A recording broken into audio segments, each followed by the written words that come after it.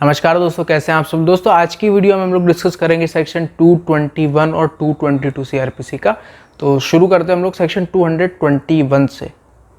ठीक है, तो 221 जो सेक्शन है वो बात क्या करता है बेसिकली कि यार जहाँ पर हमको डाउट है कि यार ये जो ऑफेंस इसने किया है कि नहीं किया है, तो उस टाइम पर क्या होगा। जैसे कि बात करते हैं हम लोग सब सेक्शन 1 जो है 221 का, वो क्या बात करता है। तो सबसेक्शन 1 सबसेक्शन 2 को हटा के अगर मैं वैसे ही आपको बताऊं तो ये बेसिकली बात 3 करता है। बात यहाँ पर 3 करता है। सबसे पहली बात करता है कि यार कि बहुत सारे एक्ट हो चुके हैं या फिर एक ही एक्ट हुआ है, वो फ़र्क नहीं पड़ता एक एक्ट हुआ है या बहुत सारे एक्ट हुए हैं, लेकिन हमको डाउट है कि यार इसने किया है या नहीं किया है। हालांकि कुछ हमारे पास कुछ ऐसी चीज़ें हैं जिससे हाँ लग रहा है कि हाँ हो सकता है इसने किया होगा। जैसे कि मनी है इसके पास, तो हो सकता है कि इसने चोरी करी होगी है, लेकिन हमको डाउट है कि यार इसने किया होगा कि नहीं किया होगा। ठीक है, सबसे पहली चीज़ तो ये। तो यहाँ पर क्या होगा, यहाँ पर चार्ज आप लगा सकते हो, कोई दिक्कत नहीं। अगर आपको डाउट भी है फिर भी आप चार्ज लगा सकते हो। ठीक है, कितने भी चार्ज मतलब कि आपको जितने जितने पे डाउट जा रहा है कि यार इसने थेफ्ट करी होगी, एक्सटॉर्शन किया होगा, मर्डर किया होगा, तो आपको जितने समझ में आ रहा है कि यार थेफ्ट की भी चार्ज लगा दो, मर्डर का भी लगा दो, एक्सटॉर्शन का भी लगा दो, या 2 लगा दो या 1 लगा दो, जो आपकी इच्छा वो लगा दो। ठीक है, अगर डाउट है तो। ठीक है, दूसरी चीज़ क्या बोल रहा है ये सेक्शन 221 कि यार उसने एक या एक से ज़्यादा एक्ट किया है, उसके ऊपर चार्ज भी लग गया उसका। ठीक है, जैसे कि मान लो थेफ्ट और एक्सटॉर्शन का उसका चार्ज लगा दिया हमने, हमको डाउट था हमने फिर भी लगा दिया थेफ्ट और एक्सटॉर्शन का, लेकिन अब बाद में समझ में आता है कि इसने थेफ्ट और एक्सटॉर्शन तो किया ही नहीं था, इसने मर्डर किया था। तो अब ये वाली चीज में ये होगा कि यार ये मर्डर के लिए कन्विक्ट हो जाएगा। भले ही उसके ऊपर चार्ज नहीं लगा मर्डर का, भले ही उसके ऊपर मर्डर का चार्ज नहीं लगा, लेकिन वो कन्विक्ट हो सकता है मर्डर के ऊपर। ठीक है, क्योंकि बाद में समझ में आया कि यार इसने ये मर्डर किया है, तो ये मर्डर के लिए कन्विक्ट हो सकता है। ठीक है, लेकिन बात ये है कि यार सब सेक्शन की ऊपर वाली चीज से थोड़ा सोच समझ के, मतलब कि दोनों चीजें कनेक्टेड होनी चाहिए, बहुत सारे एक्ट कनेक्टेड होने चाहिए। मतलब कि मान के चलो कि यार आप आज बात कर रहे हो थेफ्ट की, लेकिन बात तो थेफ्ट की बात कर रहे हो कि यार इसने मंडे को थेफ्ट किया है, लेकिन आप साथ में जोड़ रहे हो कि यार इसने 1 साल पहले मर्डर किया है। नहीं, ये चीज़ थोड़ी अलग अलग है। मतलब वो एक्ट एक तरीके का ही होना चाहिए, समझ रहे हो। साथ वाली चीज़ थोड़ी बात। अब थर्ड वाली चीज़ हम बात करते हैं। थर्ड वाली चीज़ बोल रही है कि अल्टरनेटिव पनिशमेंट भी दी जा सकती है, अल्टरनेटिव ऑफेंस के लिए भी पनिशमेंट दी जा सकती है। अब क्या मतलब, जैसे कि एक आदमी है ए, अब ए ने है ना एक कोर्ट में जाके ओथ दे दी कि हाँ मैंने देखा कि बी ने सी को मारा। ओथ के साथ, कसम के साथ उसने बोला कि हाँ सर मैंने देखा बी ने सी को मारा, एक कोर्ट में। दूसरी कोर्ट में उसने जाके बोला कि ओथ पे कसम से कि मैंने देखा कि इसने इसको नहीं मारा, मैंने देखा।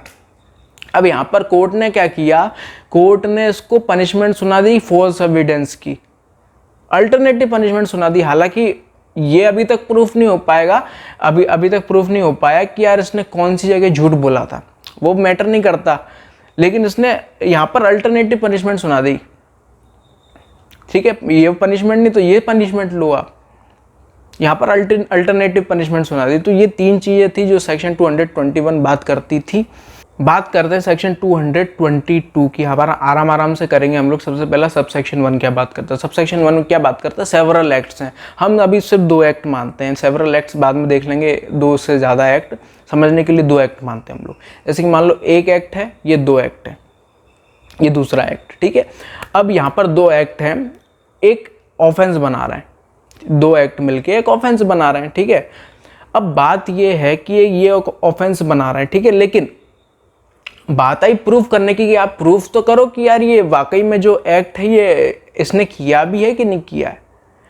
तो मान के चलो कि एक एक्ट है ये प्रूफ हो गया, लेकिन ये एक्ट जो है प्रूफ नहीं हो पाया, तो आपके पास बचा कितना, बस ये एक एक्ट। अब इस एक्ट की जो पनिशमेंट होगी छोटी होगी क्योंकि दोनों साथ में थे तो बड़ी पनिशमेंट थी, ये हो गया तो छोटी पनिशमेंट हो जाएगी, तो वो माइनर पनिशमेंट उसको मिल सकती है, माइनर पनिशमेंट उसको दी जाएगी, भले ही वो उसके साथ चार्ज नहीं है। तो जैसे कि मैं आपको बताता हूँ, इलस्ट्रेशन देता हूँ। 407 आईपीसी का क्या बात करता है कि यार एक आदमी ने क्रिमिनल ब्रीच ऑफ ट्रस्ट किया है, कब? जब वो कैरियर था, ठीक है, जब उसके पास प्रॉपर्टी थी, एज अ कैरियर था, मतलब कि मान के चलो कोई डिलीवरी बॉय है, वो उस डिलीवरी बॉय है, डिलीवरी के टाइम पर वो क्रिमिनल ब्रीच ऑफ ट्रस्ट कर देता है, ठीक है, उस टाइम पर उसके ऊपर कौन सा सेक्शन अप्लाई होगा? 407 आईपीसी का। 407 कब? जब वो एज अ कैरियर है, जब वो डिलीवरी बॉय है तब उसके ऊपर 407 अप्लाई होगा, अगर वो क्रिमिनल ब्रीच ऑफ ट्रस्ट करता है तो। अब तो उसकी सजा कितनी है? 7 साल की।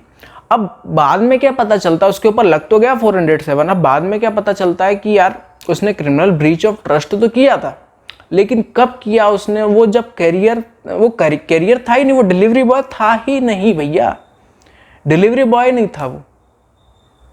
आई बात आपको समझ में? डिलीवरी बॉय नहीं था, तो उसके ऊपर अब कौन सा सेक्शन लगा? 406। उसकी सजा कितनी है? 3 साल, तो उसको 3 साल की सजा मिलेगी, भले ही उसके ऊपर 406 का चार्ज नहीं लगा, लेकिन आप 407 तो प्रूफ नहीं कर पाए ना। ये उसका जो ये एक एक्ट था कि यार वो कैरियर था, मतलब डिलीवरी बॉय था, वो चीज़ तो आप प्रूफ नहीं कर पाए। तो प्रूफ क्या हो पाई है कि हाँ बस उसने क्रिमिनल ब्रीच ऑफ ट्रस्ट किया है। उसकी पनिशमेंट कितनी है? छोटी जो पनिशमेंट है वो 3 साल की है, तो वो दो आप उसको, भले वो चार्ज नहीं है उसका, तो क्या हुआ? ये बात करता था ये फर्स्ट वाला। बात करें सब सेक्शन 2 की, तो बात करता है कि एक ऑफेंस हो गया, वो चार्ज हो गया ऑफेंस के ऊपर, लेकिन बाद में क्या पता चला?